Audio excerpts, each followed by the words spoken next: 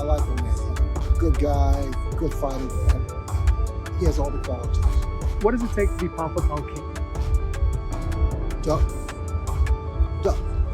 He's a Inoue. He's the one with the color hair? No, he is good. 21-0, undefeated. He's a 3-division champion. He's a big puncher. He was champion 112. Man, I'm a puncher. He is good. Who's that? Inoue. He's Japanese. His placements and everything. Footwork. Yeah. Defense.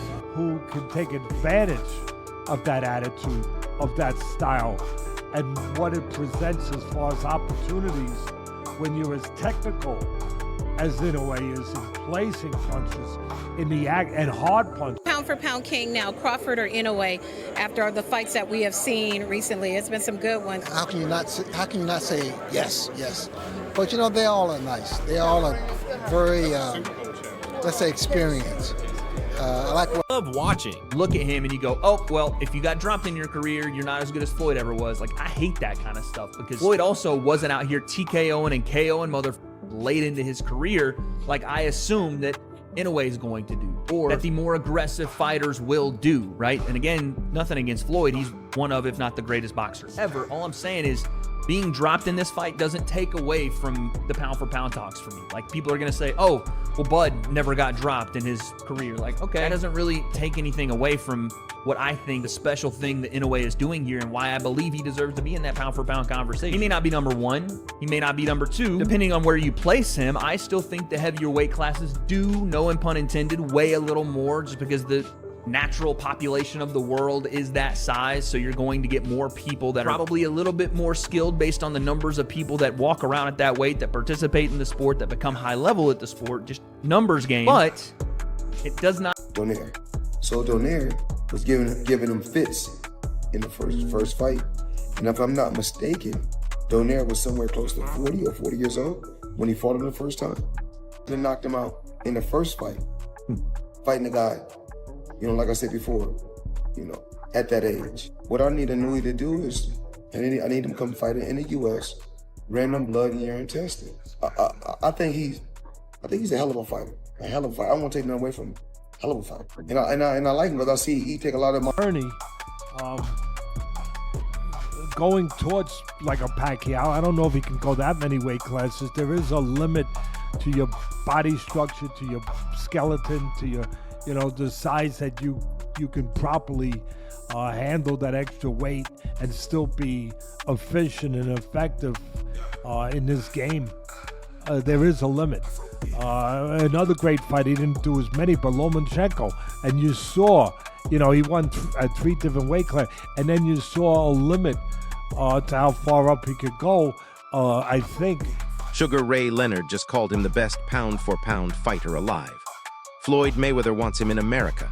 And after what I'm about to show you, you'll understand why the entire boxing world is obsessed with Naoya Inoue. The speed, you know, just the athleticism of the explosiveness, the speed, the hand-eye coordination, everything that comes with Inoue, man. You know, it just was too much. Just too much. You know, I told you, you know, I was a great athlete. However, Manny Pacquiao was a better athlete. I told you, Crawford is a fantastic athlete. He's a better athlete than Canelo. I told you that was going to be the difference too. You know, same thing here. You know, as Inoue travels up divisions, right? He's going to meet that athlete that's going to be just as athletic as him. Right now, off the top of my head, I don't know who that guy is, right? But that's when the size is going to become a factor for him. You know, I remember saying this about Lomachenko years ago. You know, and everybody was just... Here's what separates Inoue from every other fighter today. When he gets dropped, when he's hurt, when he's in trouble. He doesn't run. He doesn't survive. He comes forward harder. That's not normal. That's championship DNA. Compare him to everybody in the fight game right now. No, I think he's definitely up there pound for pound. I mean, he's super explosive. He's stopping everybody. Yeah. You know, he's a little bit less of a presence here in the United States, so it's like hard to really follow him and like become like a huge fan, but no, definitely rate him. He's a great fighter. You feel like he has to come here to the States? I mean, this is like, he's obviously doing a great job in Japan, right? He doesn't necessarily need to. He's making the money. He's gonna, you know, he's doing what he's got to do. Yeah. But like, there's a difference. I think there's something special about making it in the United States. Like, it's a little bit more difficult. There's a harder market. So it's a challenge. Yeah. It's a challenge. If you really made it, you've made it in the United States. And you've had 2 fights in England? I've had 2 years of fighting in England. 2 years of fighting. Yeah, I'm done with that. So, you done? You done? Well, I'm not, unless I have to down the line, but for now, yeah, back in America. How was that experience opposed to fighting here in the States, though? I really liked it. The Floyd Mayweather doesn't give out compliments, but listen to what he said about Inoue. He's a hell of a good fighter. He should come to America. Coming from the most dominant, undefeated champion ever, that's respect you can't buy. Defensively safer and make sure I win this fight, which of course, dude, somebody like me would try that, you know what I mean? Like, I'll be honest with you, yeah, it was tough, but I was looking for, the less contact approach, right? Inoue looked for more contact after getting dropped, and this is what makes him fun. He gets up, he starts to establish that power jab first and foremost, but then he starts, coming forward, starts walking Cardenas down, pushing him back on the jab. I thought the issue Cardenas had was he wasn't jabbing with Inoue. You don't want to hook with the hooker, even though Cardenas' hook is a very good left hook in and of itself.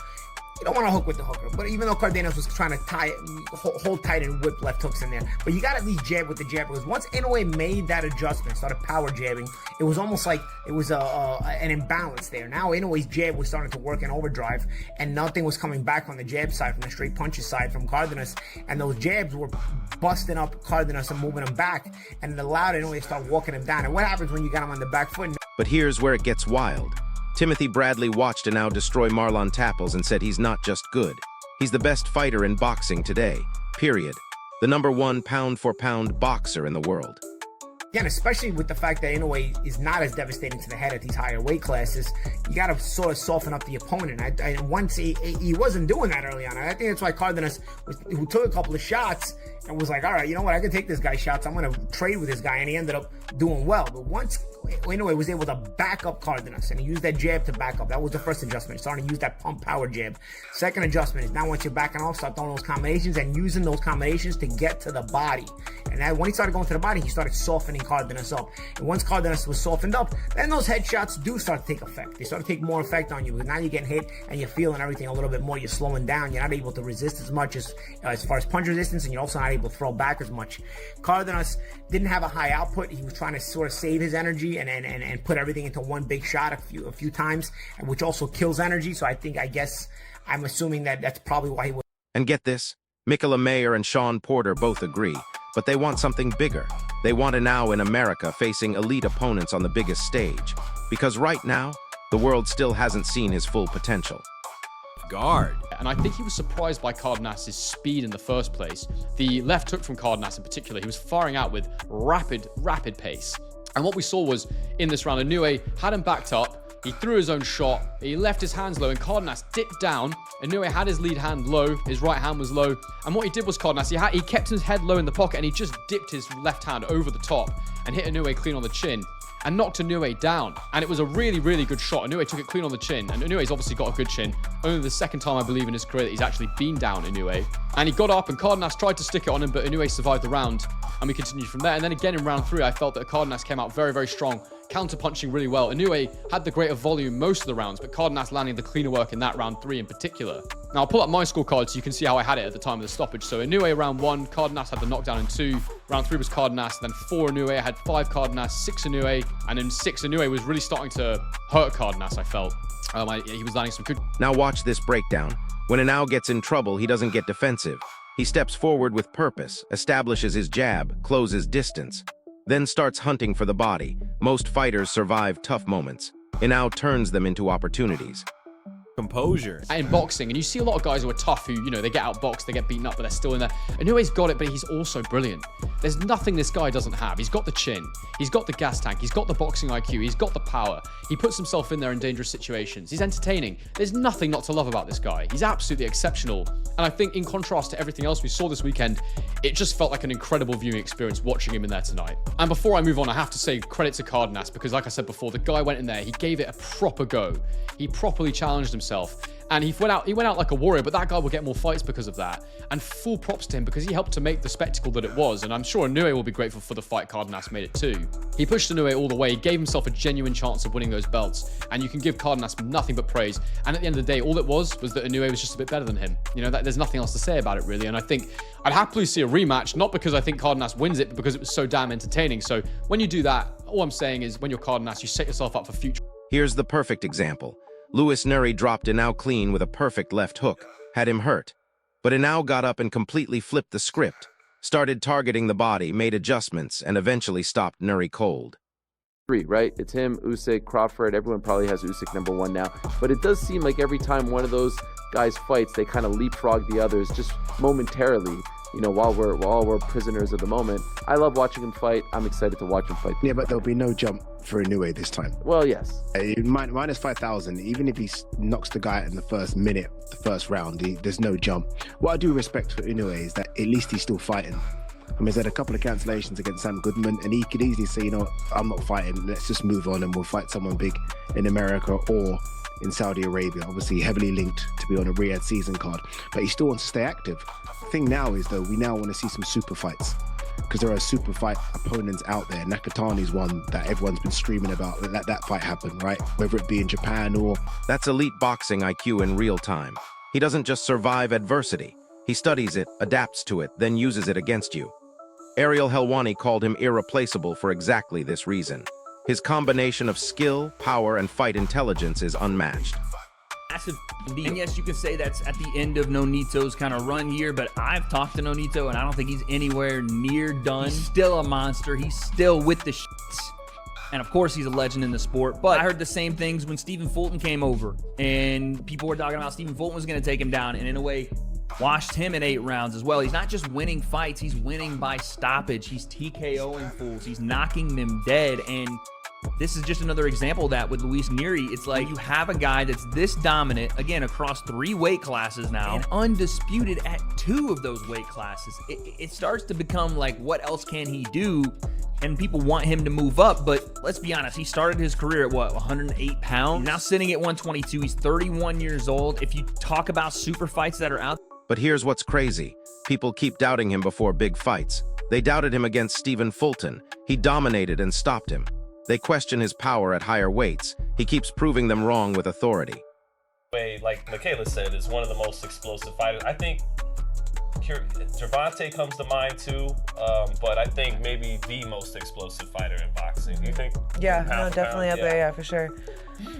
I just want to see him against people that we know. Yes. In the you know, like we can really compare. I think that's a lot of like a problem right now with boxing is like you don't. I mean, you're getting it with the women, obviously, but not so much with the men when it comes to like what an equal level playing field for these fighters. Like, there's always one person that is way ahead when it comes to like the stats, you know, like who's gonna win the fight. Like everyone kind of knows who's gonna win the fight. At the betting odds. Yeah, the betting odds. That's what I meant. Is there plans to bring him to America? Anybody? Yeah, his next fight is in America. His next fight? Yeah, that's what Top Thank God. They All right. confirmed it.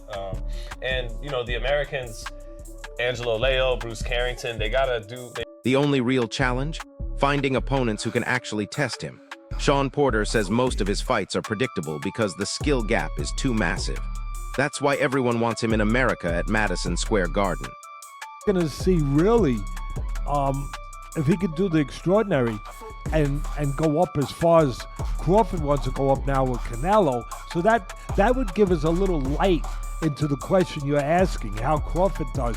If he does good, then you can start to say, all right, then maybe Inoue can go up a couple more. He's already gone up in an extraordinary way, the classes that he's gone up. Even Teddy Atlas admits Inoue is doing something extraordinary, moving up weight classes while staying dominant. That's Manny Pacquiao territory. But Atlas warns every fighter eventually hits their natural limit when climbing divisions. Does come a limit, but again, I see no problem going up another one here. It would be a great fight with Ball because Ball is, you know, excuse the pun, but it fits. He's a ball of fire. You know, for while it lasts, it's going to be a hell of a lot of fun. You know, he comes at you. He's fiery. He goes to the body. He throws punches and bunches. He's very aggressive. Look, that might not bode well. That style, that temperament. So here's the $1 million question. Is Naoya now already the greatest pound-for-pound fighter alive? Or does he need to prove it against American elite competition? Drop your answer in the comments because this debate is splitting the boxing world right down the middle. If this breakdown opened your eyes to why legends are calling Inoue unstoppable, smash that like button and subscribe because we're covering every move of his potential American invasion. See you in the next one.